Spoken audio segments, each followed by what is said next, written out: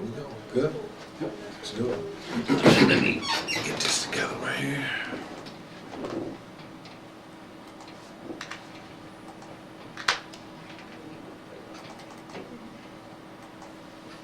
Four, three, two.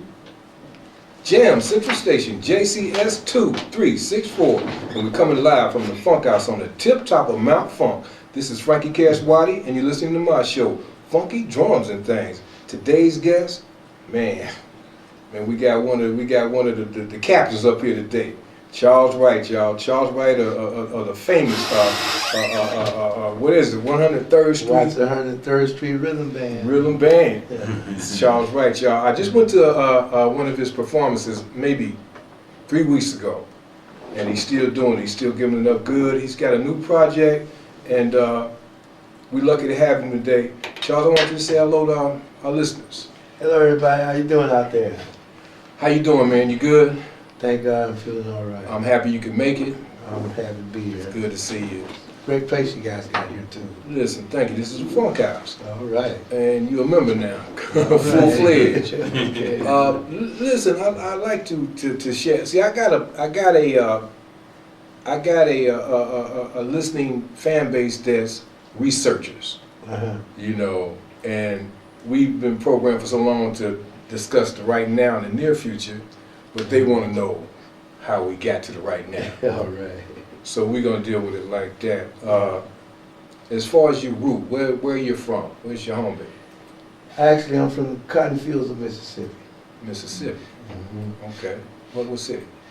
Well, I wasn't born in the city. I was born in the cotton patch. Okay. But it was near Clarksdale, Mississippi. It's in the Mississippi Delta. Okay. A lot of people from there that became famous. Morgan Freeman, Yeah. B.B. King. The Morgan's still there. Muddy Waters. Yeah. Okay. Yeah, most all your great blues singers come from there. Yeah. But I rarely heard any blues singing while I was there, though. My father was so religious. Wouldn't allow it. But Muddy Waters lived right across the street from my grandmother's. Okay. I heard them practice a few times. And I guess that's where I first, and I really didn't think about singing at all until I was here in Los Angeles. Going to high school. First day I went to high school was when I decided to sing. Okay. Now let's go back to when you were a little cat, when you were like 4 or 5 years old. You know, I can take it a little further than that. Do it. But y'all might think I'm weird, but this is the honest to God truth. I remember an event 3 months before I was born. Okay. My grandfather,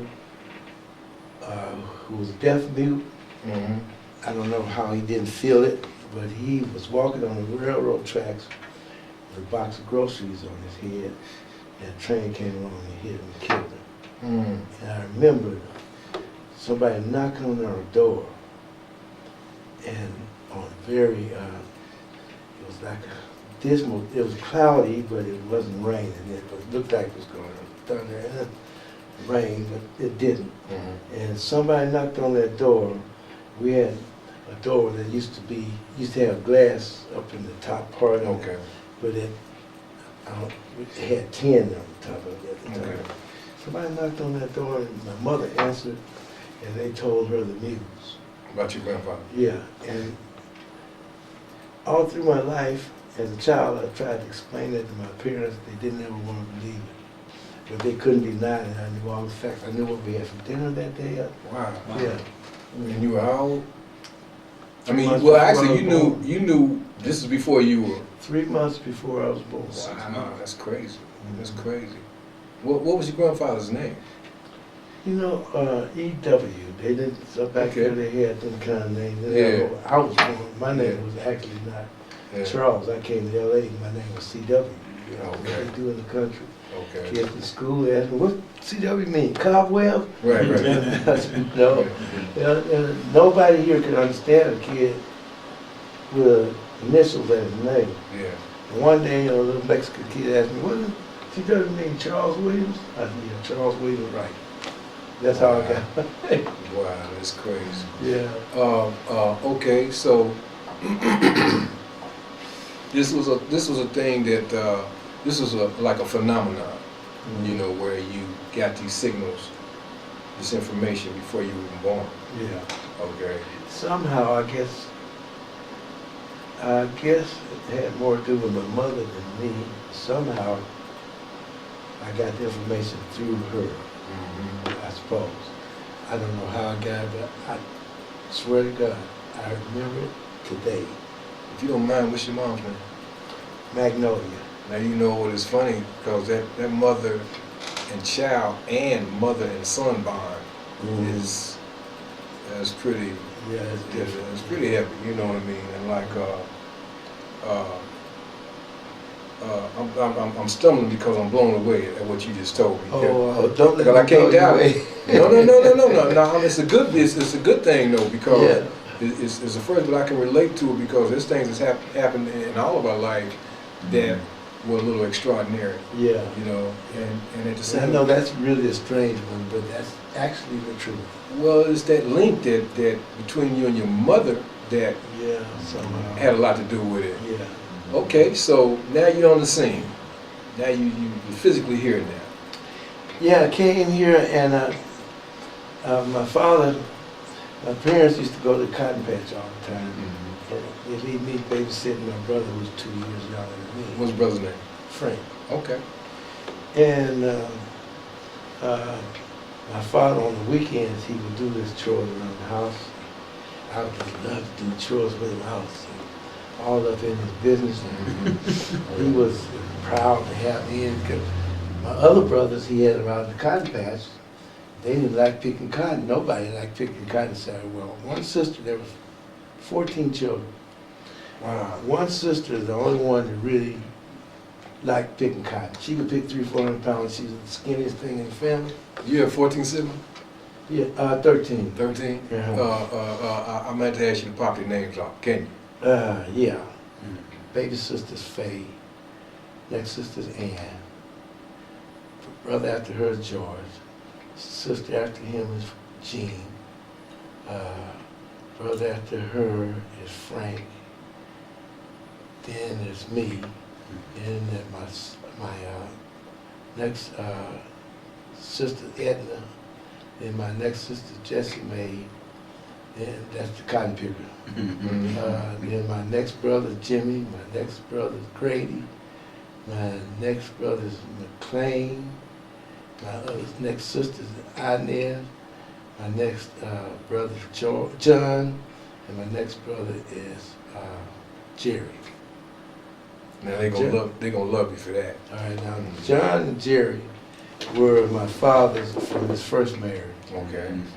Inez, McLean, my brother McLean. Inez McLean and Grady is from my mother's first marriage Okay. with another person. But my father raised all of us, except for John and Jerry, who were his kids. They used to stay with their grandmother.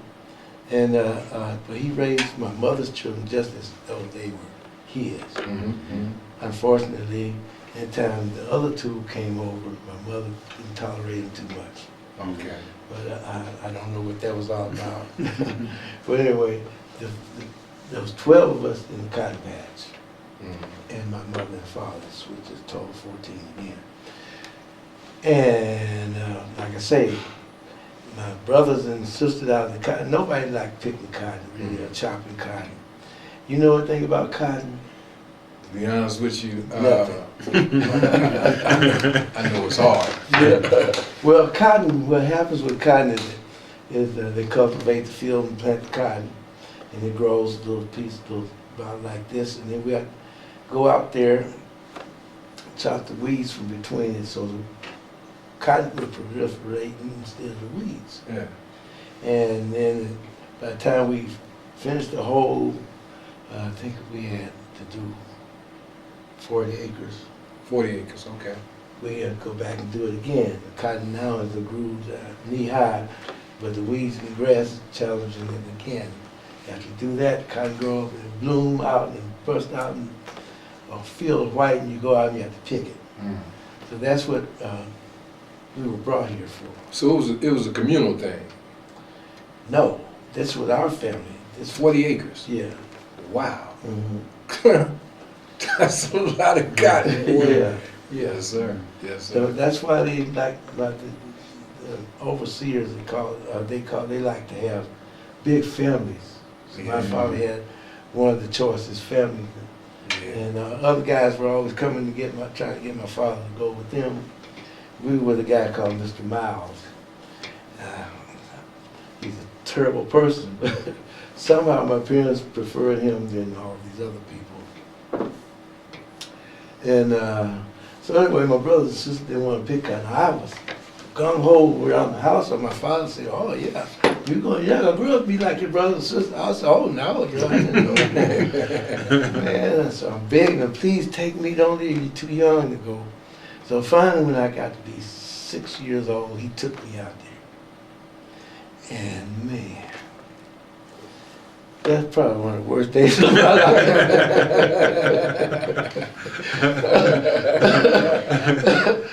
Well, I started picking, man, I didn't like it, you know, and I expressed myself, but he was, now it was my duty, and he really was angry because he expected so much more of me.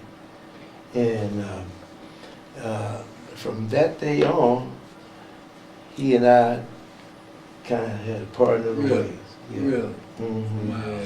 And after a while, this guy that he was working for, you know, they call it sharecropping, but what it actually is the second stage of slavery. Yeah. It's not sharecropping.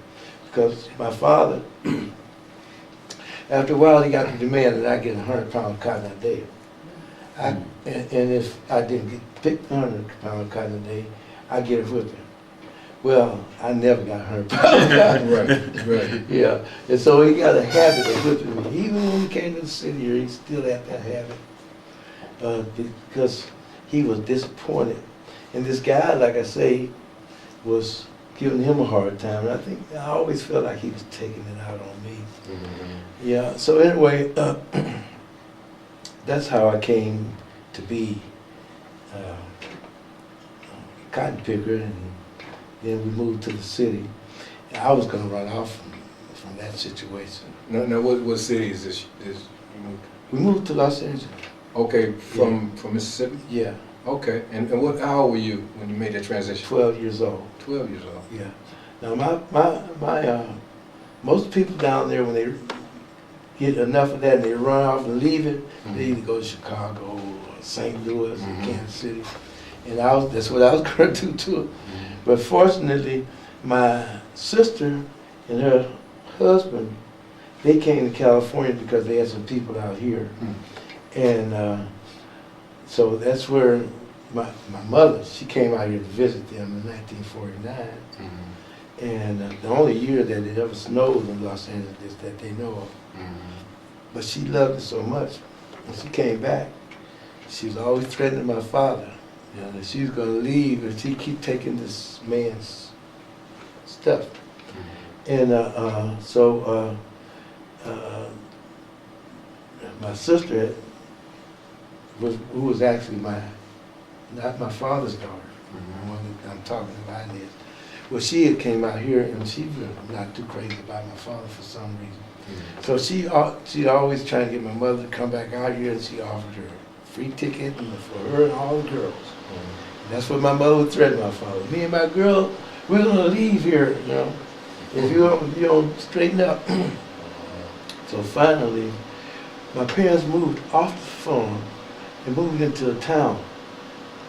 And when we did, the guy who my father had been working for 23 years, slaving for actually. And this is still Mississippi? Yeah, because like I said, this is slavery, because I got a whipping every time I didn't get that 100 pounds of cotton.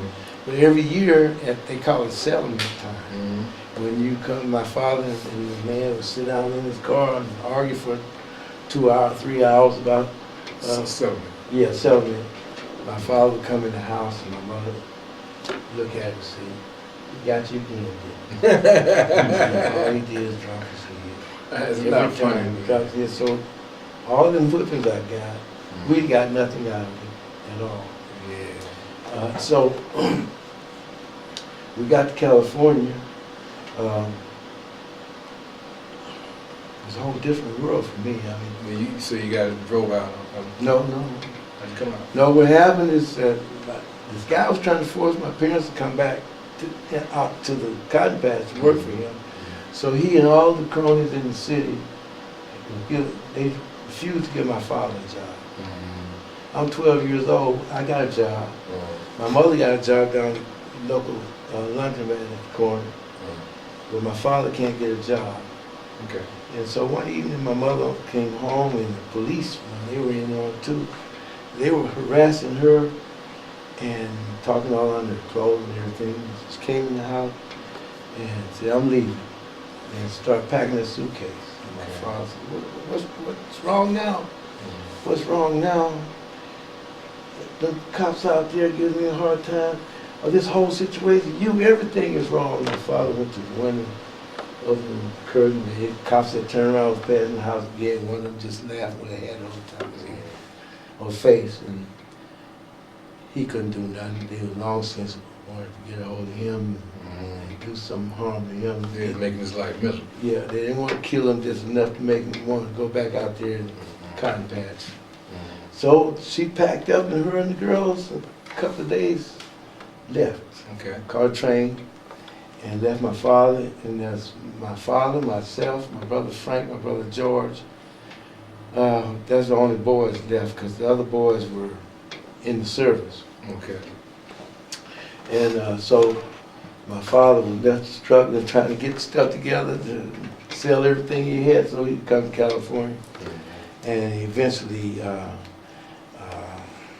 my mother had to send some more money back for him, but we came, the boys and So everybody else came out and yeah, joined. in California. Yeah, And you were around what age now? 12. 12 years old. Mm-hmm. And when you got to California, I guess, did you like go into a school program?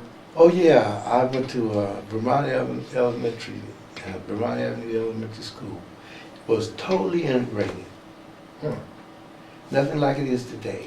It was totally integrated. Hmm. Japanese, Hispanics, blacks, and whites, all together. Well, that was different from where you came from. Absolutely different, totally. I mean, it was just a whole different world, like I went to another planet. It's interesting, yeah. Mm-hmm. Yeah. And what grade? I did finish the 6th grade there. Yeah. Let me ask you something. Just out of curiosity, do you remember like music, liking music, any music in particular that at that time in your life, or is that a little bit early? I like what I heard, most of what I heard. Only thing I could listen to, since my father was a preacher as well, was, you ain't believe this, I could listen to the Mormon Tabernacle Choir. I could listen to the gospel quartets. And I could listen to country and western. Okay, okay. And I couldn't listen to no black folks music. Give me a song or a title or something like that, or artist. Country and western? Or Either one, like the quartet, gospel quartet, the country and western. Yeah, Jesus met the woman at the well. I don't remember none of the, Jesus met the woman at the well for that quartet thing. I don't remember none of the names in the Mormon Tabernacle Choir. What about country western?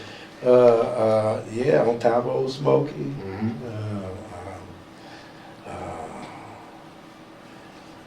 Yeah, you got me now. I know. Okay. There's a lot of them. I remember, Okay, you know, okay. country Well, you know what? We're gonna stop you right there. Okay, we're about to get into some music right now.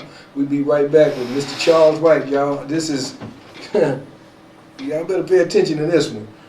This is JCS 2364. I'm Frankie Cash Waddy, and you listen to my show, Funky Drums and Things. Forever funkin' on. What we got here? Nice. You say 1949, right? Right around that time. My mother came out in 1949. I can, and I think I know what you're talking about. I can go back to like 1945 up to like about 1955. Gospel music. Gospel, okay. Gospel music And look and for- country western. I know the Top of Old Smoke. Okay, and look for quartets, Quartets. for gospel. Yeah. And On Top of Old Smoky, On Top of Old Smoky. Smoke, yeah, who covered with Snow. Yeah, a whole lot of people covered that. Covered that song. I think that was Hank Williams or Hank something like Williams. that. Yeah, Hank Williams. Hank good. Yeah, and the Tennessee Walls. Yeah. Tennessee Walk. Okay, that's good. That's good right there. Those three. What we do here, this is like a music break in We're between. gonna play some of that. Yes, sir. Now when we come That back, sounds smart. when we come back, Mhm. then you say, you give me the script. You say, well, yeah, that was on top of Smokey or whatever. And I liked it. It was a country song, blah, blah, blah. I might not remember the artist, but it might have been Hank Williams. You can do that type of thing. Yeah. And in the gospel quartet thing, you can just touch on that briefly. You know what I mean? Mhm. You don't have to remember verbatim, and then we just keep moving in with your episode. All right. So we're in the music break now. All right. Okay, we getting ready to come back in.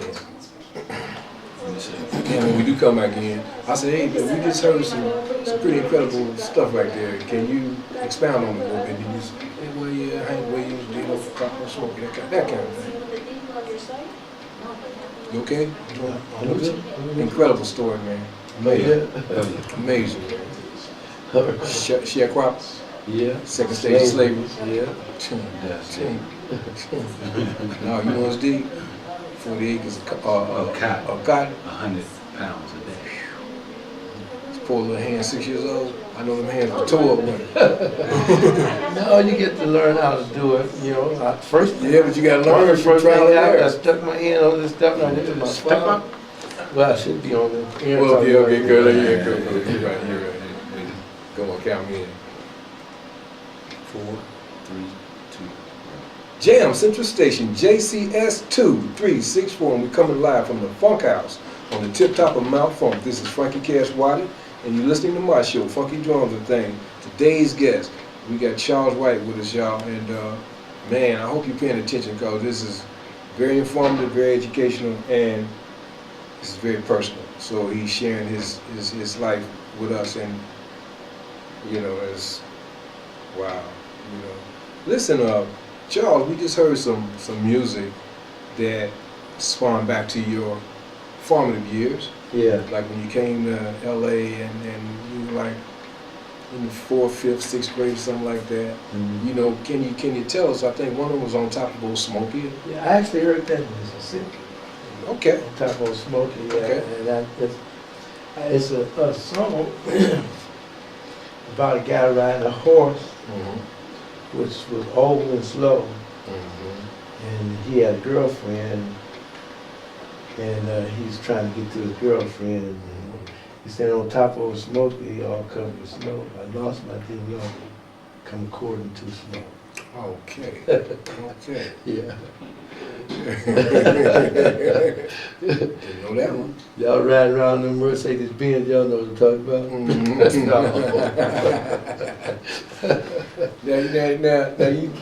We just heard something from a gospel quartet. Yeah. You know, do you? Jesus met the woman at the well. Okay. And that, you know, that is a good contribution to the blues too. I mean, because as I was coming up playing guitar in my band, I used to play that phrase a lot in the blues when we was playing something funky. Jesus met the woman at the well. Okay. Now, it's great stuff. It's great stuff. And this music will live forever. And I hope y'all understand that. Whoever's listening, I hope you understand this music will last forever. You're in LA now. Mm-hmm. You around, what, 12 years old? Yes. Okay. How is things looking to you and the family? It was. That's different. It was much different and much better, trust me. And it's being in a cotton field in Mississippi under the kind of tutelage we were under was terrible. I don't know.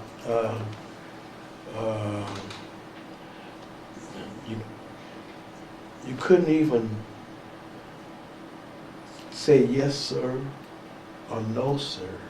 In the part of Mississippi I'm from, that was too proper. You have to say yassa or nasa. Wow. Wow. Yeah. Okay. And the white man would constantly tell you, boy, don't you look me in my eye. Don't you look in my eyes. Wow. Yeah. Stay in your place. Yeah, they had everybody totally programmed to be subservient. Now, you know what's ironic to me? Mm-hmm. It's the same game, but it's just different players, and it's played a different way. I mean, as far as being programmed and this, that, and the other. I agree. We are totally. Television has really ruined our children's minds. Yeah. Because you see, the problem is everything that is dark is bad. Every time you see the bad guy coming, he's dark. Dark black hat. He's either black, blue, or dark green, and a diminished chord play, or some chord that gets distorted. And a child grow up thinking, geez, I don't want to be that one. Now, I'm gonna ask you to do something because I got listeners that are researchers and they love information. Could you just very, very softly hum a diminished chord? Well, not really. I can. Not under this kind of pressure. Well, I don't want you to feel pressured. I mean, if it doesn't feel right to you, It's only my thirds on top of my thirds, but I'm not thinking in that terms right now. Mm-hmm. Yeah, when I was going to school, college, I was for music. I popped it off in a minute. Well, I know you can play it because I heard you play it. Oh yeah. Now, when I didn't go back to Mississippi till my last uncle died in 1990. Okay. And that's when I realized a whole lot of stuff. How old was he when he died? I don't know how old my uncle was. He's in his 80s. But I went back out there in that cotton patch where I was born. Something just drew me back out there. Same cotton patch, Same cotton patch. Same I area. was looking for the shack we used to live in, but it wasn't there anymore. But as I realized that what we're going through today, most of the people down there, they have no job whatsoever. I mean, excuse me, they'd be better off picking cotton than to have no job at all. And they degenerated to a place where I just cannot believe, because when I was there, none of this was going on. And the problem is, they're not needed anymore. They were brought here strictly for that. So brought here from where? Africa. Okay. And they're not needed anymore. And they have all of these things to destroy them, like alcohol, cocaine, crack, heroin. So many young women down there, the brothers down there in the town of Clarksdale I'm from, they pimping. They pimping, they supposed to pimp, you know, being cool if you ain't pimping. And so all the young ladies down there are down selling themselves. So it's really a sad. So basically, it's genocide. It's sad. Man. Yeah, it's genocide, meaning that is designed to wipe a race of people out. Yeah, it looked like to me. Yeah. And nobody discusses it. And we don't even realize it. And this started becoming evident to you around that time in your life? 1990 when I went back home. 1990. Yeah, I just saw the whole picture. They got chemicals they plant with that cotton. Nothing gonna grow with cotton, so you don't need nobody to chop the weeds. They got a machine half as big as this house. Pick much cotton, 2,000 or 3,000. Pick it out. Yeah, do all the work. Yeah. And it's computerized. Yeah, it's all done and don't need you anymore, but you was brought here to do this, but there's nothing for you to do anymore. And at one stage, they probably had it where at least they needed men to come and pick up the bales, and then they came up with a machine and did that. Yeah. It's well, they need few people, but I mean, we were, like I said, they needed big families because they needed somebody to pick all that cotton for all that acreage.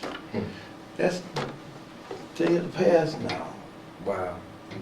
It's amazing, man. It's amazing. Basically, for you listeners, wow. Because what we're saying here is that back in that day, it was customary for a man and a woman to go into a union together knowing that they had to have a bunch of kids to survive and to bring into the workforce that was created back then by whatever form. I don't want to say slavery, but basically that's what it was. And then years later, the trend changed. So now nobody's needed. We don't need people now. You know, we got machinery, we got computers, we got